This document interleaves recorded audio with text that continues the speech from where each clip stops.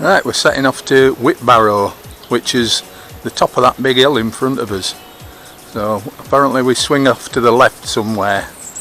Obviously we're not going to be going straight on. After a little detour we found the right path, but it's quite a steep one.